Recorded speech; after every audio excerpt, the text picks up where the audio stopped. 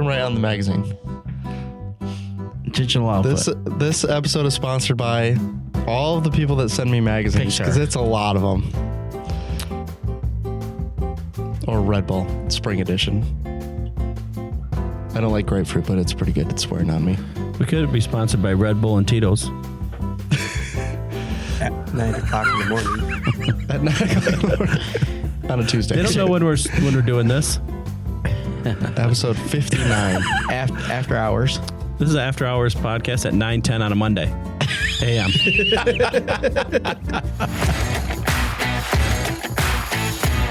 Hello, everyone, and welcome to episode 59 of the Slightly Serious Sign podcast. This episode is sponsored by Nakusa, Vanguard, and Metamark. Guys, your logos are supposed to be back here and over there. Domingo Point. And on here. Van White. And on here. So it's a work in progress. We haven't quite finished the office yet, but I told you this episode would be the one that it went live, so I'm announcing it now. So we'll get all that squared away. So for those of you listening, we do actually have sponsors for the podcast now. So I think that makes us official podcasters. I think. We're official? Yeah. We're professional. I haven't That's seen the word. any Professional numbers. is the I word haven't was seen looking. any numbers come across my desk. Oh, you haven't got paid? No. Oh, me neither. Oh, I did. Yeah, that checks out. Yeah. Rick, can you turn that down to 0 again for me, please, real quick? I'm still getting paid from the one episode I did. I'm still getting your royalties. Yeah. Still getting royalties? Yeah. I don't remember who I was listening to. Someone was talking about getting royalties for a show they were on, and it's like nothing, but they still send it in check form. He said, sometimes I'd show up to the bank, I'd have 7 checks, he said, and I'd cash them for like $1.50. Like getting royalties on like an old show he did, but they're still paying him out. Like they have to pay them. So he's like, I'm going to the bank and cashing out $1.10. Cool. Can I get that in pennies, Okay, please? you want to introduce Tristan? Because people haven't seen him in a year. Almost a year. 2 episodes, it'll be a year. We have a special guest, a bowling professional. That's why he's on here, so we can make fun of him for last week. Tristan Hall. He's also known as my Amish brother, so I was going to say, AKA your brother. So he went New Orleans, right? Yeah. No, we were Baton Rouge. Baton Rouge, Louisiana, going bowling, and he comes back, hey, Tristan, how'd you bowl? I bowled a 73 one game. I did have a 73 one game. It was hard. It was really hard. I shot 2 160 games. Felt like I shot 300 2 times in a row. Nice. What was like the line? Like, was it lower than normal? Or the cut, I mean? Yeah, so everyone was low. Like, everyone was probably played 20 to 30 pins under their average. It was just hard. It makes it fun to... And you drove there. How far is that drive? It was like 18 hours. 18 hours. That sounds like a fun time, too. That's Yeah, like 5 pins. 18-hour That's drive 5 to- pins per hour. Well, 73. I averaged 130 on the trip. That's terrible. That's... You It should... felt pretty. When I saw that I averaged 130, I thought that was pretty good. I was like, oh, better than I expected. The other part, you bowl at weird times, too, right? That one time you were bowling at like 1 in the morning or something. Yeah, weren't you? so we bowled at 11:30 at night was our second session. Well, that second session, we have to bowl 6 games, and our first session is only 3 games. So we started bowling at 11:30. I'm pretty sure we got back to the hotel. It was close to 4 o'clock in the morning. Yeah, then because I have to go to bed by 8:30. I couldn't do that. Yeah.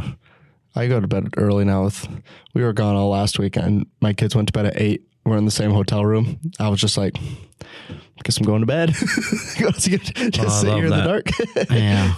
Well, I did the last 2 weekends now. I've gotten 100% on my sleep, and then I got 2 in the 90s. See, it's working. And then it's chipping away at you. And then today I was at 50%. I needed 8 hours of sleep, and I got 4. It said you needed a 4-hour nap. Yeah, it said go back to bed, basically. It says that every time on your app. Yeah, except those I had 100%. Yeah, I think it was 98 and 92. Like the night before that was 98.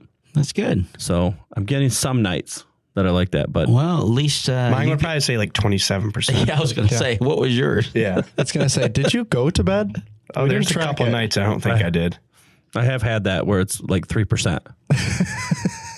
Yeah, and it says go to bed at like 7:30 and wake up at like 10:30.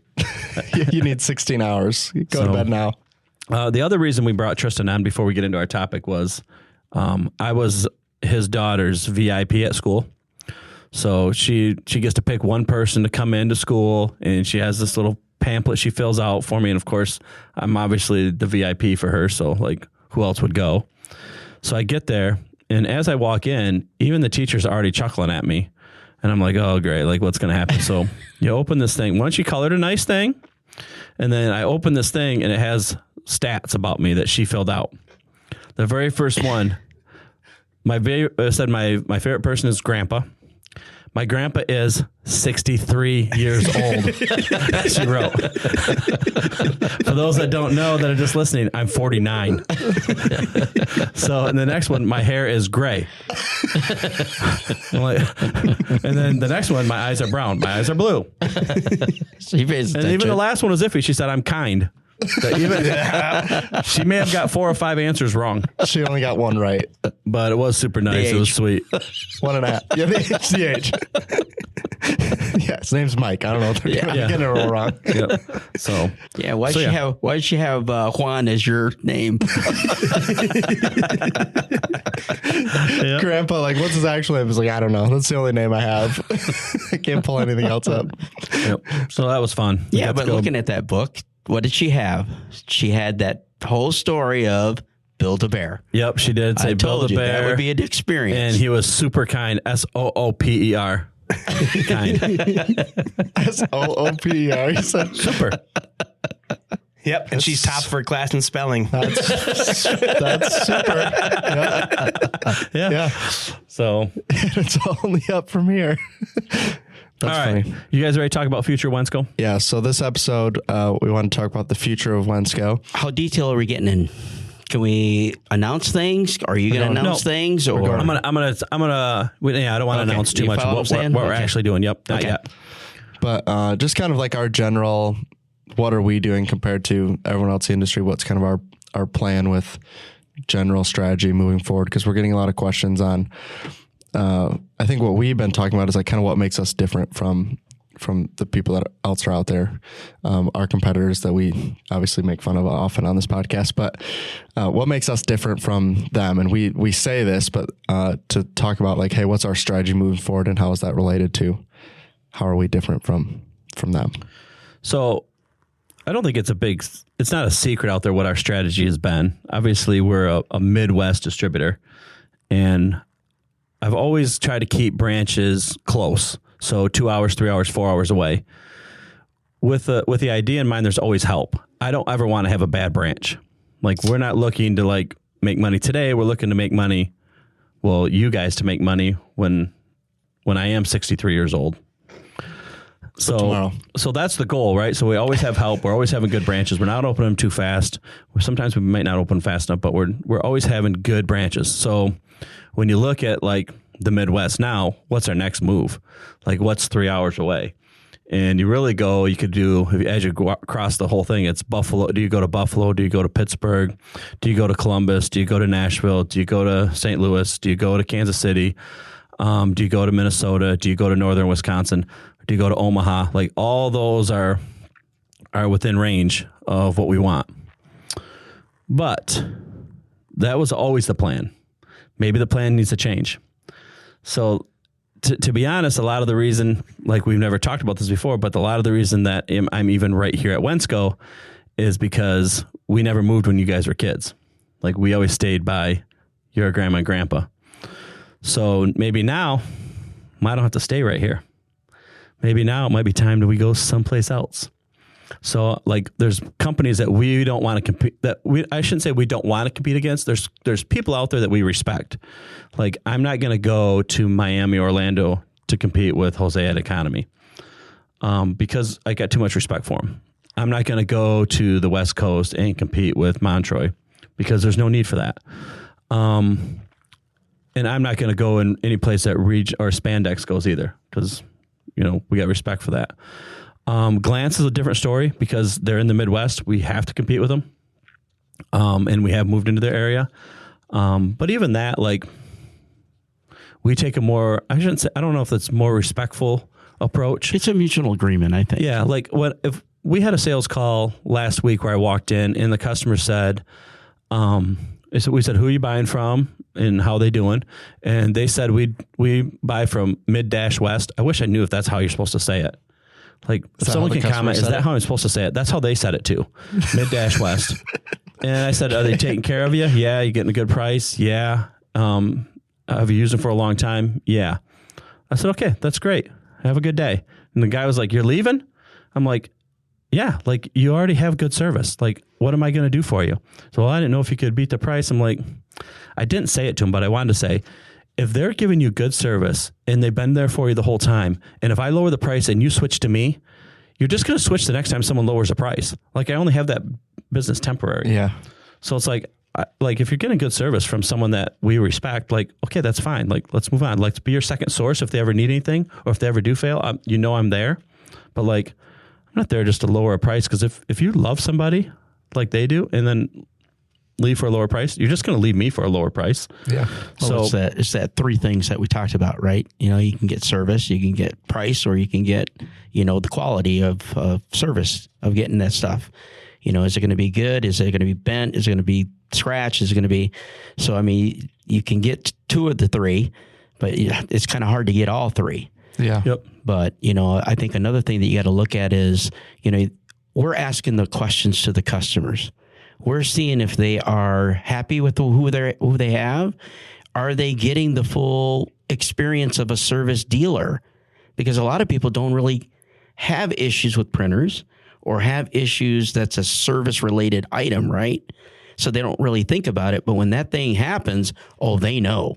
Hey, I had X company and they're horrible at getting back to me, or, those kind of things. I mean, we all get busy, but you got to look for somebody that can give you those three items, that service, even having the product in stock, can deliver it in a timely manner, not wait a week for the product, and those kind of things. Yep. And the one I want to say that I didn't bring up, I would have normally, in normal situations, I would have brought up resupply. But I no longer going to bring up resupply. I'll absolutely compete with them at this point. Like, they've made some decisions lately I don't like. I don't like the direction that I think they're going. And I don't know. I haven't talked to them.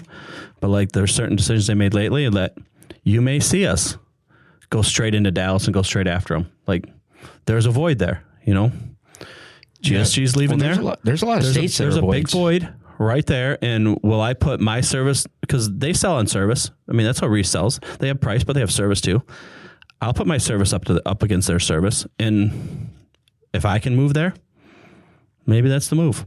Yeah. It's, I want to be in warmer weather during the winter due to my cramps.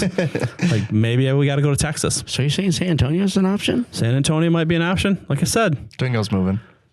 it's either there or, like, I've even thought, like, okay, do we go take, the East Coast too? Do we go over to New Jersey? Do we go that direction too? Like, now it's all, before it wasn't open. Now it's all open. Like, where else could we go? It's all open now.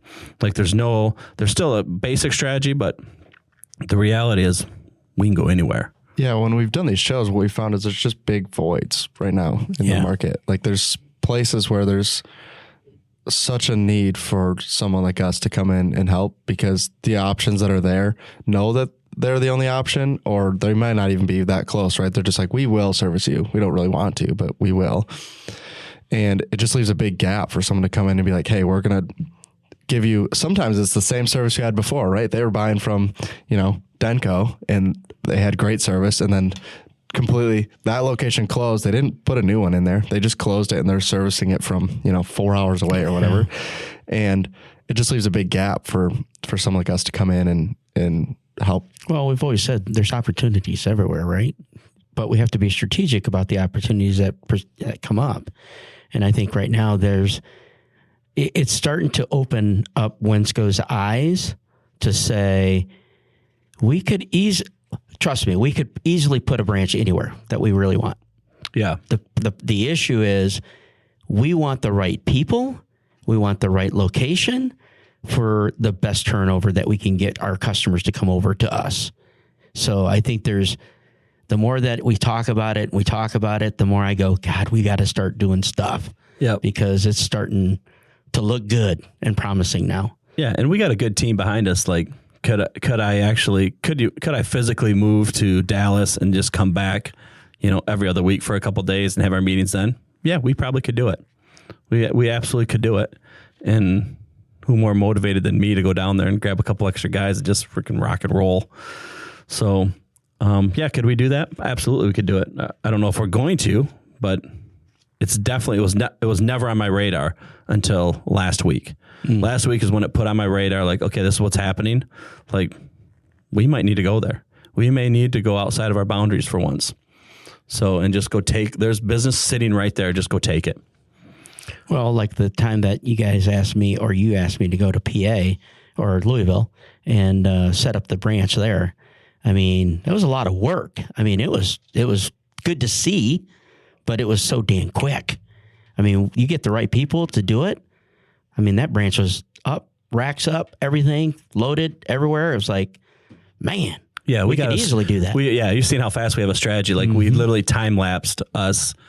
That's right. We did it. Setting all the racking up and then putting everything on the shelves all in a day. Yep. Like we literally, everybody, basically at that point, everybody that had management in their title had to be there. And you get a bunch of guys that have never done that physical work. They were tired the next day. But Steve, pretty good driving the high-low. Steve, yeah, you bring Steve. He used to be a manager, so he drove the fork truck for us. But like, yeah. So yeah, we have it down. Can we move into an area and set up racking and put stock in and be operational within a week? Yes, we can. Absolutely. Well, if we have a building, we can be operational within a week. Yeah, the only problem we could run into is kind of the reason that the model of stay close that we've had is based on how our inventory system works, right? And it's not the same as everyone else. It's based on our purchaser. Yeah. Part of our purchasing team. And our purchasing department is pretty top notch right now. They're pretty okay. So those listening, is that you, Tristan does 90. I mean, what percent of the buying do you think you do for all branches? 95. It's higher than that. 99. He probably does 99% of the buying for all our branches. Just not the sign comp. Yeah. Just not the sign comp. Just not the sign comp in Hendricks. No, I do that too. So just not sign comp. So he does all the buying for all locations. So that's why we say like. We got to have when you have a branch by itself, you have to have perfect inventory. Yeah. Right now, we don't necessarily have to have perfect inventory because everything's reachable. Yeah, but the way we've kind of set that up is knowing that they're all 2 hours away, right? So if we run low, we can get it elsewhere, and it's just going to require a change on how we do that. And I mean, we've been talking about messaging on the website for a while now because all of our competitors do it differently. And us being open and honest is literally shooting ourselves in the foot at this point where people are punishing us for advertising our stock levels because they'll be like, oh, your competitor said I can get it tomorrow. And then they order it and they get it in 4 days and not tomorrow. And you're like, okay, well, you would have gotten it in 2 days if you ordered it from us. And they just lied to you and got the order and you're going to do it again in like 4 weeks when you look at ours and then we don't have it and you do it again. So you'll see some messaging on our website change here. And it's all just based on the fact that we're trying to be honest with one, what we have in stock. We would still want you to know what's in stock at all times. But two, if we don't have it in stock, we want you to know that we can get it to you, right? Like, well, however we have to do that, we'll figure it out. But I think everyone's just looking at the out of stock messaging or in another location, and they're just skipping right on by. Skipping right by, which is wrong. And what we're trying to say is like, no, we can get it to you. Like pretty fast most of the time, as long as we know like when you need it or what you're looking for. So you'll see that kind of changing is kind of our philosophy going forward of like, whatever it is, we want to get it to you. And we currently can do that. And I think unless you call or talk to your rep, you wouldn't know that like, hey, because it says out of stock doesn't mean we can't get it. Typically we can get it in a couple days, 2-3 days, maybe tops. So you'll see a big push from us going that direction of, we want to make sure that whatever we have on the website, you can get it. We wouldn't put it on the website if we couldn't get it to you. That wouldn't make any sense. So, but I think people are seeing all these items out of stock and saying, oh, they don't have it. Do we want to bring up a drop ship? Bring up drop ship? That if it's item is an inventoried item. Yeah. So here's the parameters for us to basically ship it for free to you is if it's a normally stocked item, in other words, it's marked in stock, and you've bought it before. So not only does it have to be in stock, but you have to have bought it before. You can't just randomly. And right. If that stuff's true and it's not a substrate, we'll ship it for free from another branch if you need it. So, And the customer service girls know that. They'll call you anytime you order something. And really what we tell you is just put it, if it sees out of stock, just put it on the order. Someone will call you and they will tell you exactly when it's going to be there. And it won't be a lie. It'll be, hey, it's coming from Detroit to Grand Rapids on Tuesday. It'll be there by Tuesday. It'll be in the branch by Tuesday at 11 a.m. We can either run it out to you or you'll have it Wednesday morning. So just put it there. And then if that time frame doesn't work, then go ahead and get it from somebody else. But like, we'll tell you the exact time frame and it will not be a lie. It'll be very precise. We run our transfers very consistently. I've done it for years. So we can tell you exactly where it is, where it's going to be. And without even tracking it, like Amazon tracks it, we can basically tell you exactly when it's going to be there. Yeah. So obviously just trying to be as transparent as possible with our customers. That's kind of always been the motto. I think our competitors, a lot of them don't do that. I mean, some of them don't even have stock levels displayed. You're just buying it and hoping that it's there and finding out later. So none of that's going to change, right? If you want to know where it is and how much is in stock, you'll be able to see it. But just the messaging on when it's not in the location that you currently buy from, kind of when we can expect to see it. That'll be a big push from us just to make sure that if you want to get it, we'll get it to you. We'll figure it out. So, and then the more we deal with that, obviously, the more we can help purchasing and make sure we have it in stock. I think the big key is customers, and we keep saying this, I think we said it like 4 or 5 times already, that if you don't see it on the website, doesn't mean that we can't get it. It's just, if the vendor sells it, then we should be able to get it to you. But we want you to place the order. Yeah. So the only way that these items that are showing up on the web are, there's a lot of factors that come into play when it's on the web. One, it's the most searched. It's a newer product. It's people buy it constantly. So those are kind of all the things that go into the website. But again, if you don't see that there, please get with your sales reps and you can easily get that. And if you start ordering it, that's what triggers the system to say, hey, purchasing, bring it in. It has to be in Chicago or all the branches or whatever branch it is. But you just got to order it. So that way it triggers that. And if you want to speed up that process too, if you order a product and it's out of stock, right? It's not in any locations, right? This is pretty much only a special order item. That's what it usually means on our end. If no locations have it, it's basically special order. That's the best way I can describe it to you. So if you order something that's not in stock anywhere, and then like 2 weeks later, you're like, oh yeah, I should use that again. You go back to order it and realize it's still not in stock because it's still a special order item. But you can just tell us, like if you buy a special roll and you're like, oh, this is sweet, I'm going to use it again. Like just give us a call and say like, hey, I just ordered this roll. And when this one's gone, I'm going to need another one. And be like, okay, cool. And we'll place it on order. And then when you go to order it, it's going to be sitting on the shelf for you, just waiting. Yep. We have rolls here in GR sitting on the shelf that's basically just one customer, right? One customer asked us, say like, hey, we use this. You mean a skid?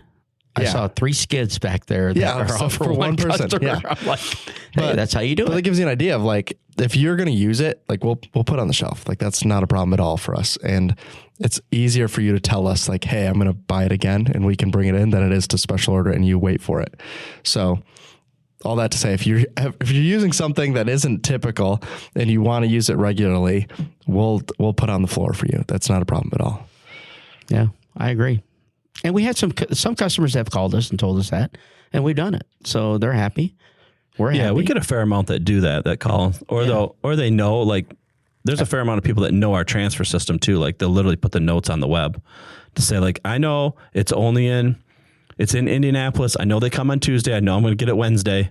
No need to call. Yeah. So, Yep. We also just run into like, I had one where a customer was like, yeah, I'm going to use this semi-regularly. Can you put it in stock? And it was an Avery Dennison part number. Never heard the part number in my life before. Be like, you know how many meetings and PowerPoints and conversations I've had with the reps to say a number from them, and I've never once in my life ever heard it before. How specialty do you have to get at that point where I just was like, they're like, do you have this in stock? And I was like, no. And it was like, how do you know? Be like, I've never heard that. There's no chance we have that in stock. Like there's just zero chance. A429. Yeah. like how could you instantly know that and be like, if I've never heard the number before, there's no way we have it in stock. And they're like, oh, well, we like it. We're going to use it. Be like, perfect. I'll put it in stock. But for you to ask me out of the blue, there's no chance it's in stock. So, I mean, that's what we run into, right? I mean, like we just I say this was months ago, but like all the lighting stuff on the website, right? A lot of stuff I've never even heard of or seen before. I don't even know the application for some of them, right? You're just looking at the spec sheet like, no idea what this is, but apparently someone must be using it. And if you're that special case, like you have to let us know. Like there's no way we're going to know that, hey, we need to stock this random part number that you're using unless you tell us about it. So yeah, we're talking about materials too. We're not talking about equipment, because I get a lot of calls. Hey, can you add this printer of that? I'm like, no, that doesn't even, it's not even in the sign industry, dude. We can't. Yeah. No. yeah. I mean, you should also know, like, I mean, can you guys sell baby alligators? No. baby turtles. They're illegal. Baby turtles? Yeah. For educational purposes. But no, I mean, we were just talking about this morning where the amount of LinkedIn messages I get, they're like, hey, are you guys interested in bringing in this product? And be like, at this point, the answer is just no. Like, unless I'm going to see you somewhere, like the odds that we just bring in some random brand at this point, so low. Like we're pretty good at filling in our product gaps here. So unless you send me something that's like, wow, I've never seen this before. That's that, and our product manager's kind of slow bringing it in. So you can talk to us now. He's got a backlog. It's probably, he's not even going to talk to you for a year and a half. Well, you're going to be number 76 right now is what that is. So for instance, I just got a request for digital billboard signs on the highway. Does that fit our portfolio? No. Full size ones. 25 by 75 feet. Yeah. Like, be right there. Lord. Be right there. We're going to stock them, actually. That's what they asked. If we could bring them in. So, we got plenty of space. How much space does I think that takes up? It's probably not a lot. We're probably fine. We'll probably sell a boatload of them, too. That's how it always starts, too. Yeah. Oh, I bet you guys can move a ton of this. Be like, I already could move a ton of it now if I wanted to. I've said that so many times. Like there's even printers that we bring in where I'm like, we shouldn't sell that printer. It's not going to work. And then, Tony gets to talking to Mark, and then they talk to Kevin, and then all of a sudden that we sell a couple of those printers, and then you see an email like that just went out like, hey, we're temporarily suspending the sale of this printer. Like, why don't you go back 3 months and read my email when I said, hey, I don't think we should sell this printer because I don't think it's been tested and proven yet. Yeah. And then we sell it, and it's like, okay, well, now we have to, we'll return a couple or whatever we got to do. But like some of those things are like, okay, from now on, if I say don't, we're just not going to until it's proven. Yeah. And when we bring stuff on, I don't even think it's not nearly as much as we're particular about the individual products we're putting on the website. We're particular about the vendors that we deal with. Exactly. Typically, we're just vetting the vendor. Like if you bring in a new product to us, obviously we want to make sure it works, but really we're vetting who is going to service it for us. Because if we're going to have warranty claims and we can't trust that you're going to back it up, we won't bring it on. And I don't think our competitors are doing that, right? Because they're just being like, oh, the vendor said they won't warranty it, so you're out. Like we've heard that before where someone just told me a story about somebody who basically went out of business. They had a giant warranty claim and the distributor said like, oh, they won't pay it out, so we can't help you. And I don't think that's ever happened here. No, we've always covered people. Even when we lose money. Yeah, even when we've had, I mean, there's a printer company that owes me $60,000. Yep. We won't sign them on because they owe me $60,000 because they did that to us. Yeah. And we covered it. I returned. Sorry, you're out of. We returned two machines. Two machines. We returned them because they were junk, and then they got bought by this other brand, and they didn't help us at all. Like they wouldn't service at all. They wouldn't help us. They wouldn't return anything. So.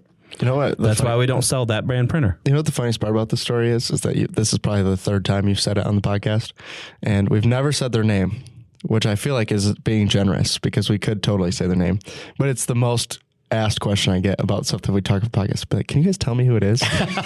There's someone. Guys keep bringing them up. You never mention their name. Listen, they brought us out to that wasn't their headquarters, was it? No, it's just one of their things. And they sat down and said, "What's the chance of us selling your printer?" I said, "You owe me $60,000."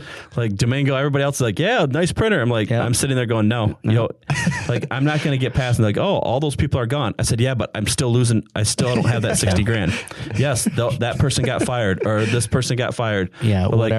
But the reality is, it's still $60,000. Yeah, and we played it pretty well because basically Tony and myself and Mark, we were all like, day. These printers are good, blah blah blah, and then all of a sudden we go, and then he just looked at him. We looked at him. He goes, but I still want my 60 grand. Yeah.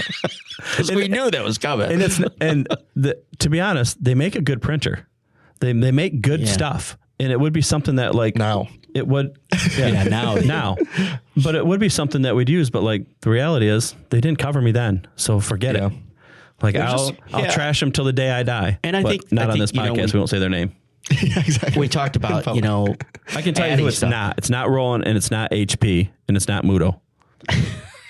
So there you go. Okay. The problem is you left one out there, which actually is even funnier to be left out because they also listen to the podcast every single episode. Who'd I leave out? Oh, it's not. Yeah, it's not Epson. Sorry, it's not Epson. It's not Epson either. Todd, you're okay. Todd was holding his breath but we the sell whole them. time since you said the last we one sell and you them. stopped. So, yeah. Sorry, sorry, Going Todd. back to the growth, we talk about bringing on several products like Ultraflex. We brought on, we're bringing in Metamark. And you talked about how we look for people to help us grow, but we also are looking at other vendors that, there are other opportunities that certain competitors have dropped. And so that leaves us wide open to either bring them on or find a different solution for them. And I think the opportunity of growth is that as we grow, I think our product lines are going to grow more. But unfortunately, when is enough? When is it too much? Right? Yeah, when you're getting too many things. Yeah. But what you brought up a point that I actually went back and listened to an episode because I wanted to hear what I said about it. Because almost a year ago now, I compared one of our competitors to Kmart. You remember this? Mm-hmm. And I said, they're taking the Kmart approach right now, not the Walmart approach, the Kmart approach, where everything's based off price. And they got to where they're at because they had all the brand names. They were the cheapest on all these brand name prices, like Kmart was, right? Kmart had everybody. And then there came a switch in Kmart where like, wait a minute, our profit margin's pretty low. Let's bring on basically the unbranded stuff that I can make more money on. And so Kmart dropped like Wrangler, Coleman, Stanley, Casio. They dropped all that stuff. And then what happened to Kmart? They were just known as the cheapest place. Well, what happened when that next generation came? We were embarrassed to go to Kmart as kids because it was known as cheap. So when we were the ones buying, guess who never went to Kmart? They were known as cheap. I mean, that's basically how it happened. But they dropped all the brand names that got them there. And what do you see happening with our number one competitor right now? What are they doing? They're dropping brand names. They're like, I called it a year ago that they would do this. And now they're doing it. They're dropping the brand names because they think that they're bigger than the brand names. And to be honest, I just read you some brand names from Kmart that Kmart thought they were bigger than the brand name. And Kmart was doing what, $36 billion. And they dropped brand names and they died and the brand names survived. So these brand names, they'll survive. So I just kind of laughed because I said it a little over a year ago. I said exactly what they're going to do. And then they did it. Yep. Yeah. I mean, we've been harping on since that episode you're talking about, we've been harping on choices since episode 1 of this podcast. Like our whole goal is choices. And we said it a few weeks ago. It's not easier to give you choices on our end. Our vendors are not happy with us when we start offering more choices in their same product category, right? We're not out to move. I mean, someone else, our competitors might be out to move business around, but we're really not in there to move business around, right? We're just trying to make sure that you have every possible option out there. So been getting a lot of questions lately in terms of like vinyl, right? I mean, even with Banner, so Metamark and Ultraflex both new. And you guys are like, do we really need 2 more? And if we're honest, no, we don't need them at all. The problem is that some people want them. And rather than us steer them in a different direction, we can just offer it to you. And it's more work on our end, right? I mean, just look at the warehouse. It's packed full, right? We could slim that down and be a lot easier. But what we lead with matters too. Like what we are telling our sales staff to lead with matters. It's strategic. Yeah. Like we're going to lead with someone that you can't lose that business with a phone call. Yeah. Right? You have to lose that business with a personal visit, which is not happening in most of our areas. Yeah. There's some that, yes, they're still happening, but most areas are not. So, yes, we're going to steer you towards something that the competitor that calls doesn't sell. Like they don't sell Metamark. And they typically have never sold Arlon. So like those two things, and we're going to steer them away from that. Like we used to lead with, Avery 1105, right? And because there's very, very specific rules. Well, when they're allowed to break the rules, okay, we're going to switch off of you because they're allowed to break the rules. So it's stuff like that. That we're going to be we led with the IJ 175 forever. Like we sold a lot of that stuff. Then, we're taking away that protective pricing. Okay, we're not going to sell it then. Right. Yeah. Like we're not going to lead with it. Like we'll still sell it, but we're not going to lead with it. We're leading with it. But that's the beauty of what we have. We have more choices. Yeah. Yeah. Right? We have a different choice. Like It's different choice. And I don't think some of these even vendors, and they're probably listening, understand like it's not just us that do that. Like we're not the only people that are like, hey, we can lead with that because it's protected.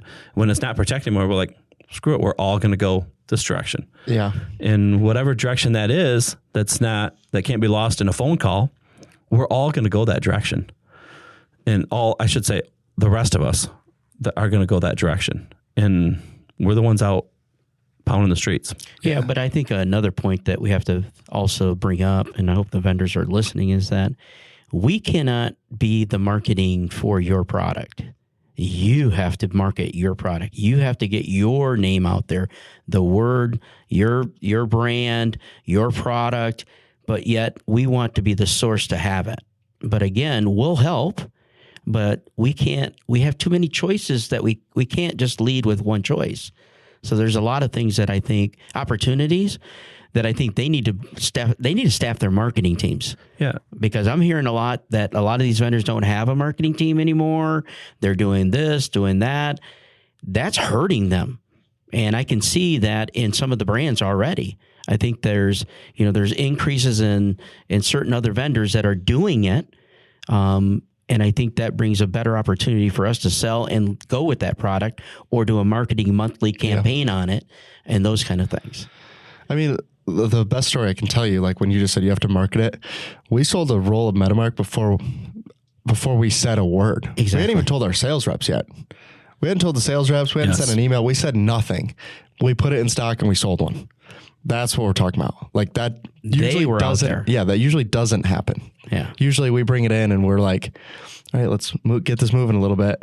And our vendors are always out there like, oh, it's going to move. It's going to move. It's going to. Even one of them asked, we literally met with him. He's like, you talked about like you guys bringing in new products and it doesn't move. He's like, is ours one of them? You're like, don't worry, we're fine. But it's a pretty common thing on our end where someone will come out and will give us this big pitch like, oh yeah, it's going to move. It's great. And then it just stalls. Right. Yeah. And, but if you're out there pushing it, obviously those are the companies that we're going to want to deal with, right? If we can just put it on the floor and our reps don't talk about it, we don't send emails and we sell it, that would be the most preferred product to sell. If I'm being honest and give with us a reason to sell it too. Like, give us all the points and that kind of stuff. Because I know when, just recently when Tony and I were out doing all the sales calls, there's very specific, I mean, every call was almost the same. There's very specific things we would bring up every time because one, we know we're going to we know where we're at in the market. And we also know we're going to keep it once we're there. Yeah. And there's other things like we didn't bring up at all. Like we just simply have it on the web. If you want to buy it, you can buy it, but we would never bring it up. Yeah. You're not going into a sales call and being like, hey, what cheap calendar vinyl are you buying? Yeah. Yeah. Like nobody's fighting for that business out there, right? Like it's not like it's something you're going to want to go out there and be like, oh yeah, you're paying $102. We can be like $101.50. Yeah. Does that work for you? Yeah. Cause then every time I sell you that roll, I make $6. Yeah, exactly. Yeah. Cause you have to come down. Yeah. I can't even go to McDonald's after I sold you $100 roll of vinyl. No. Yeah. But that gives you an idea. Like, I mean, two of our vendors, their biggest fear in the market is losing their existing business to basically like white label or that kind of product. Private label. And we're running into a situation where we like cast, right? We haven't had an alpha cast since COVID, basically. Yeah. And we were like, yeah, we're in a good spot. And then in the course of like 6 months, we went from like, yeah, I don't think we need one to, hey, how about we bring one on? And that was not our choice. That's number 17 on my list. Yeah. Well, we got shot in the foot by two different vendors within 4 months of each other, right? Like complete violations of everything we basically were standing behind. It's like, okay, so how about we sell one too? Like if that's what you're worried about, you're going the wrong direction. You're going to make it do the opposite of what you're looking for it to do. Yeah, they're almost the vendors that they don't want us to do this are almost making it a benefit for us to do it. Yeah. They 100% are. They should have a benefit for us not to do it, but they're almost benefiting. It's making us benefit to do it. And we didn't want to do it, but now like, okay, we have to do it. Yeah. Because there's no downside to not doing it. Yeah. Yeah. And there's only upside. So like we didn't 3 months ago, we didn't need it. Yeah. And then with all these new, Everything that's happening, how the market's going, and trust me, that was on the bottom of my list, and it's been moving up ever since. And now, after the 2 meetings, it's like it's come to the top 10 now. Yeah. Yep. That's got to happen. We have to do it. And it sucks we have to do it because their reaction to what's going on in the market. Yep. Like, and they could very well stand by it and go like, you know what? We want our name brand out there. Okay, then follow the simple rules and your name brand will be out there. But the reality is one of those name brands may fail. Yeah. Because of this. So it's just, I can't get over the fact that one of the brands we're talking about, right? We came to them, 4 or 5 years ago. We're like, here's what you need to do if you want to grow. And then 12, 18 months later, they're like, okay, here you go. You can have it. We're like, sweet. And then we crush it. We beat every other distributor in the market in it. And then they take it away like 18 months later. yeah. You're like, hey, do this and it will work. They do it. It works. Like, you guys are doing awesome. And then 18 months later, they take it away. Nope, like, we're not going to do it anymore. All like, right. Okay, we'll go a different direction. I don't know. I think it's like we're trying to give you as many choices as possible, but also like we physically have to make money so that we can stay here and support our customers, right? So if you're making that more difficult for us, we'll find a way to make money. Like it's not like we're just going to sit here. We talked about this forever ago with LEDs, right? It's not like we're just going to be like, oh, bummer, we can't sell that product now. I guess you guys can just have that business. Like, that's not how this works. Like, we know who the customers are, right? So It may not be instant, right? We're not going to immediately switch these customers over, but over time, that's what we're going to do, right? If I can choose between making almost no money and making money and you getting a good product, if not even a better product, then I can make more money. That's a win for both of us. If you get a better product, we make money. That's a win. We're both in this to make money, right? It's B2B. This is pretty simple. So, and we're here. Obviously, we're here to make money, and we're not chasing. We aren't chasing the sales dollar. We're chasing the profit dollar. Like we're literally sitting here like we don't brag about our sales were this. We're looking at like we made money? Good money. Yeah. Like that's what we're at. So we're obviously going to sell stuff that we make money, but like we're also going to give you all the choices so you don't have a reason to go anyplace else. Yeah, and it's not like we're like what we're seeing from some of the other competitors in the market is they're trying to make up that profit elsewhere, right? They're kind of running like we always talk about like the Costco hot dog model, right? Where they're coming in really low on some items and then charging more for some of the other items to kind of make up the difference. We pretty much don't do that at all, really. It's pretty standard across the board for us. We're basically, which is kind of funny because I know that Kohl's tried to do this model and then backed out where they basically were like, we're just going to give you what our best price is. And it failed for them. But that's basically what we have done historically, right? It's hard to go backwards, right? It's hard to give discounts and then come back and say, well, actually, I need to be here. Can I be here? So that's where when you talk about Kmart, that's what's probably going to happen is at some point they're going to have to step back. And one of our competitors just did this, right? They just did, from what we see, price increase across the board. Every product in their portfolio went up in price. Not a lot, but enough. It's a lot harder to go that direction than it is to go down, right? Like we can continue to go down, which is what we've seen basically since COVID, where we're just continuing to get better pricing or better negotiation or better buying, and the prices goes down, down, down, versus it going, hey, we thought we were making good money, but it turns out we're actually making like a little bit of money. So we're going to need to charge a little more and a little more. And the problem is a lot of these products are sold by multiple distributors, right? So they're raising the price and then the person at some points will be like, wow, it went up a lot. Can I check? And then they'll look and realize that the other distributor never went up. It's been the same price. Yeah. Then you realize that it wasn't, they're putting it on the distributor. That's what we've been telling people. If you're getting a price increase and they say like, oh yeah, it went up. Like the distributor went up in price, check. Because a lot of times it's not true. It's not true. They're just increasing their own price. You go back to early. You go back to the Kmart scenario. Kmart built their business on great price. We're the cheapest. If you build your entire business on we're the cheapest, you will never be the cheapest. There'll always be a Walmart or somebody else that comes around that beats your price. And when you forgot about the service, you forgot about the cafeteria or whatever it might be. Yeah. Like you will die if that's your only, like we can't stand when we get something bad about us on social media. Like we make sure that we get a hold of that person. We make sure we talk that thing out. And some of our competitors, they could care less. They could absolutely care less because you can delete those. They're not even deleting comments. And they're not even deleting the comment. Like you can delete the comments, you can hide the comments, you can do anything. They don't care. And we just sit back and like, okay, they're still growing, but like at some point, that next generation or that next business that's going to come in and just smoke them on price, or they're gonna start heading back downhill, and we'll still be standing here. Like they continue to attack our business, which it's their right to do it. And, hey, what are you buying from Wensco? I could sell it to you cheaper is a normal phone call from our customers. Yeah. Like, and we just say, hey, just lie to them. Lie to them, say it's 25% cheaper than what you bought it. Lie to them, see how cheap you can get. That's what we tell our customers. Drag it down. See how low you can get that price. Yep. And then when you buy a plotter from them and it goes bad, don't call us. Yeah. Yeah. Exactly right. Yeah. No, I mean, it's, we always refer to it as like lazy selling. For the customers, it's great, right? Because you're going to get a better price. But the problem on our side of the business, when the reason we call it lazy is that's the easiest way to sell. The easiest way to sell is, oh, what are you buying? How much are you paying? We can get it to you cheaper. The reason I say it's the laziest because the next guy can just come in and do the same thing, right? Oh, what are you paying? What's your price? Like I said, like the scenario about Mid-West, like if you're gonna leave someone you like for a couple pennies, you're gonna leave us for a couple pennies, and then you're gonna leave again for a couple pennies, and then it's like, how much resources are you willing to put in to keep losing for pennies? And trust me, there's some customers, 100%. We absolutely do this too. Like we'll just keep every time. Hey, what you're getting it cheaper for there? Okay, we'll do it again. Oh, we're getting it cheaper. We'll do it again. And there's times where we do it, but there's a lot of times we just like, at this point, if you want it at 2%, you go ahead and take that sucker at 2%. Yeah. So. Yeah, it just comes down to we're trying to, obviously we want to make money so we can be here. We can open new locations. We can service our customers better. We can put more stuff in the warehouse because that guy only knows how to press the buy button. So not like we're moving any of it. But or if we don't have the product, blame him. It's never my fault.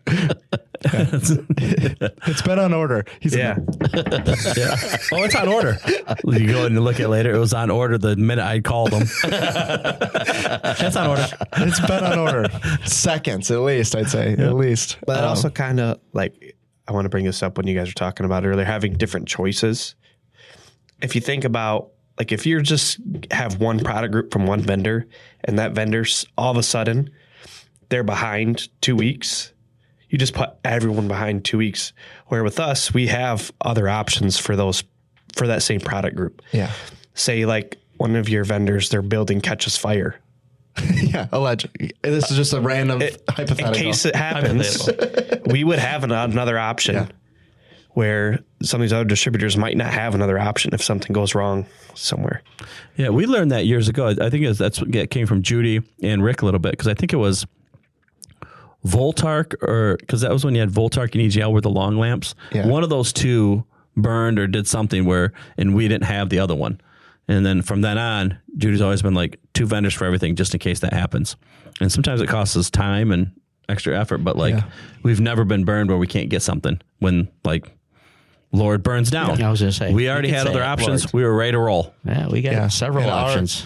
And our other vendors called us and said, hey, check your stock levels because you're going to need to put in a PO because we're going to obviously sell the rest of this stuff out, but we want to make sure you guys are taken care of. And it has. Because we were the only ones backing them up before everything happened. And as soon as they run out of options, they're like, oh, we'd love to have your product on. Be like, they're trying to make sure that we're taken care of because we've obviously been taking care of them.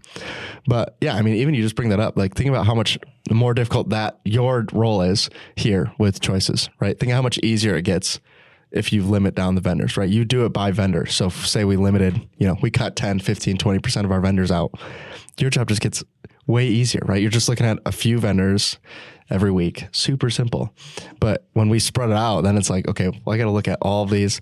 They all have different, busy. Yeah, they all have different buying amounts that we have to buy. The skid quantities are different. Their free ship's different. Everything's different, right? So every time we bring on a new vendor, it's more and more work. It's more work for the warehouse. It's more work for purchasing.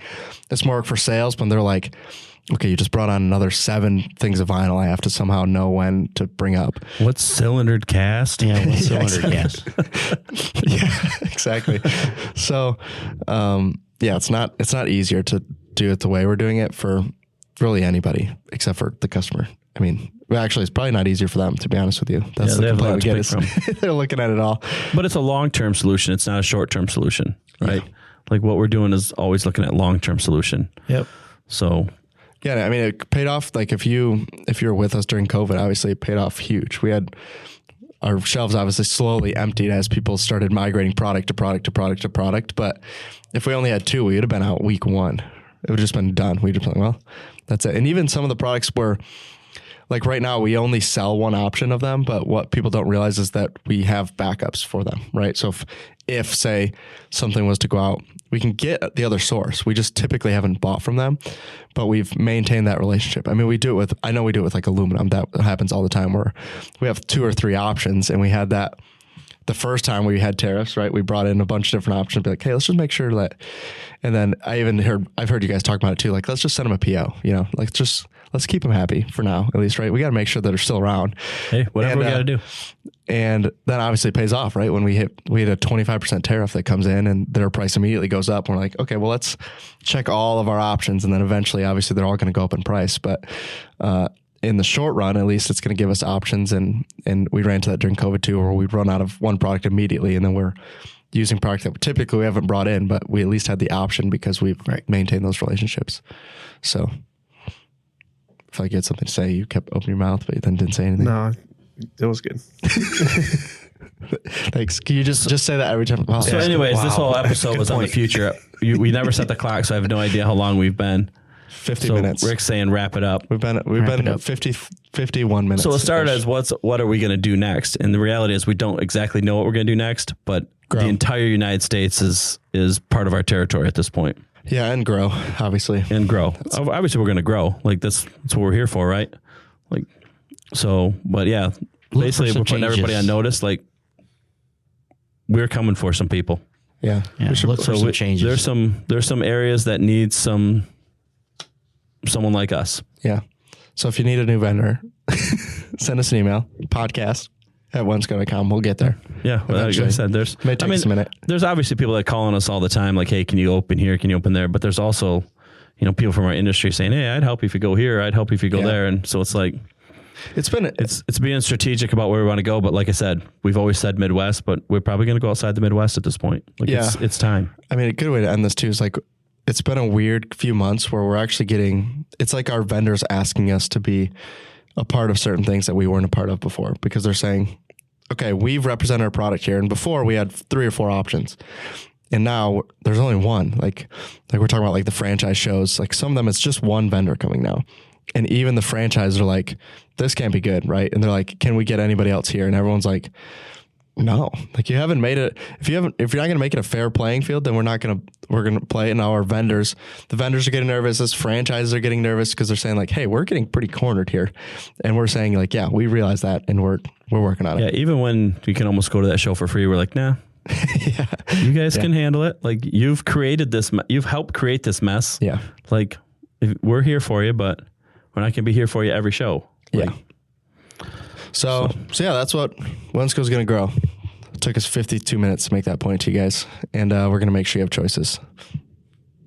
You hungry or something over there? What's going on? Did you hear my stomach rumble? Through your mic. Wow. No way, I didn't just hear that through the mic. If you guys heard that was my stomach rumbling. Apparently I didn't have breakfast this morning, but I did have like 3 scoops of pre-workout before my workout this morning. Getting slightly paler as this podcast my is going face on. getting a little less red. Yeah. I kind of overscooped pre-workout this morning. Got a little bit fired up to go to the gym. So he says overscooped as if that's not a normal thing for him. Well, I mean, listen, it says 1 scoop. I'm a bigger guy, so that means 2's 1, and then sometimes I even get that 3rd scoop. His 1 scoop is measured by cups. Yeah. Just a cup. Sometimes you just put the water right in the whole jug. Closer gets to the bottom. I gave Rick some that time. Remember Rick and Bonnie wanted that. Oh, you gave the Fahrenheit one. WMF. It's HWMF. I can't say what it actually stands for on this podcast. It gets you warmed up though. But yeah, so I might have triple scooped that sucker, which is like the equivalent of drinking like 4 Monsters. That's why you were a little hyped up this morning. Yeah, He came in here. I was fired. That was after my We workout. didn't have the cameras up, nothing. Well, the plus side is since you did see it, at least the table's different. So we just mentioned them at the beginning. I'll mention them again. This episode is sponsored by, here you go. He's supposed to show you something here. This episode is sponsored by Nakusa, Vanguard, and Metamark. Metamark sent us this sweet material that you see on the table and the one that's on the door behind Domingo over there. And so thank you guys for that. You'll see some new stuff for our sponsors in the next episode. And look for Wensco to grow. Yeah. Do you guys, before the next one we record, you guys want me to bring some of that in? We can all take a couple double shots of pre-workout, and you guys, all our faces will be red, fired up. I'll need it before I run. Oh, you can take it before you run. You know how bad you're going to cramp up after that? Is there any odds or anything? We'll put them out. Is this podcast got to be coming out right around then? No. Oh, we're way ahead? No, we're way behind. We're way behind. This comes out Monday. Oh. So yeah, you've been running? Yeah. to the bathroom. It depends. I saw Snapchat videos. It wasn't really running. It was more like He was waddling through.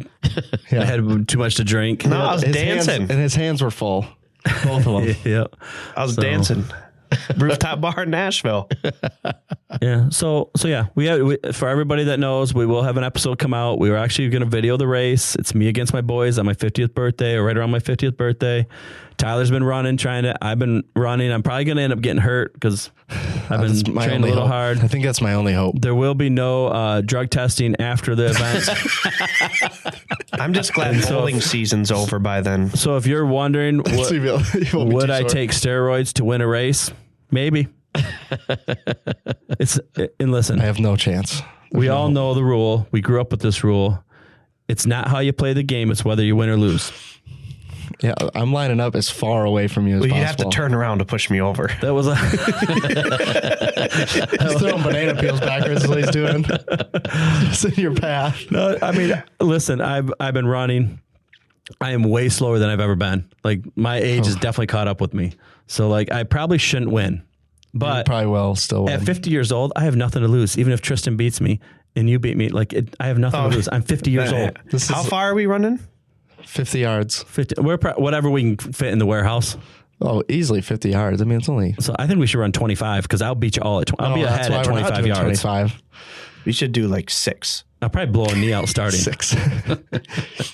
Well, we already talked about it before. We're putting a snack break at 25 for you. We can't run 6 because we're all going to cheat. Like, there's going to be a mark, on your mark, get set, we're all going to be gone. Yeah. all 4 of us. It'll happen. Someone's going to be on the ground. See, I'm not going to cheat because I don't want to get a head start and watch how fast you guys pass me. I'm going to start slow and just be like, oh, man. Oh. Yeah. So, oh, yeah, I had a bad start. Oh, what a bad start. I would have been there. I slipped. Yeah, was that the one that you saw in the video? Yeah. I slipped. I raced a guy recently, and yeah, I slipped, he said, in the start.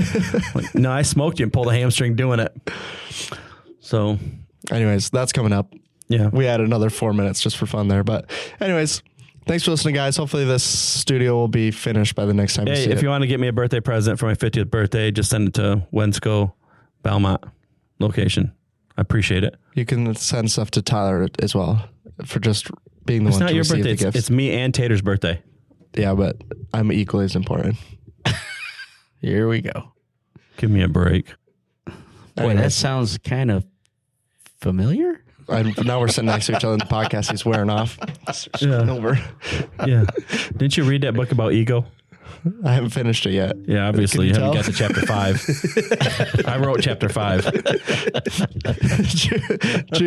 I said I was reading Ego is the Enemy, and Judy said, make sure your dad gets that book when you finish. I said, I think it's too late. There's no hope. I gave Domingo a book to read. Oh, yeah. How was it, Domingo? Makes you think about it, doesn't it? Makes you think a lot. I don't know what book you read, but we read His Needs, Her Needs. It's a marriage book. But it's not your typical like counselor marriage book because it's not really a Christian book. Most of the time they give you a Christian book. I mean, it has some Christian overtones in it, but it's not. But like you read that book, you're gonna realize that you're not who you thought you were. I told him, I said, I found out a lot of things that I'm doing wrong. Yep. So isn't that how marriage works in general? I'm I find that stuff out every day. It was eye opening, and I did some changes, and then I reverted back to the old tree. Then I got yelled at. Yeah. It didn't work. What we're saying is it didn't work. He tried though. It'll change your life. That's for sure. No, it does. Makes you think. All right, take 3. Go ahead, Tyler. Anyways, that's all. Thanks for watching, guys. Thank See you in you. the next episode. Goodbye. See ya. See ya.